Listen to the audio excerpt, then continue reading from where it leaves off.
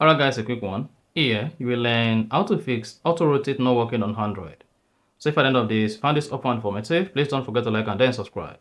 Literally, the first thing you want to do if you want to rotate your Android phone screen is come here and then turn on portrait. So portrait is going to change to auto-rotate like that. Now go ahead and rotate your phone. If this auto-rotation is not working, here is your fix. Scroll down the control center. Press and hold the auto rotate, and then if all of these features are turned off, you will not be able to rotate your phone maybe on the screen or on the lock screen.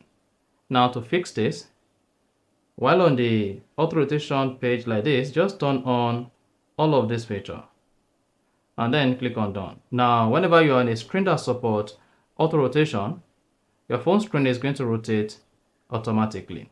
Even when you're on lock screen like this, rotate your phone screen is going to rotate, and that's it. So that is basically how to fix auto rotate not working on Android.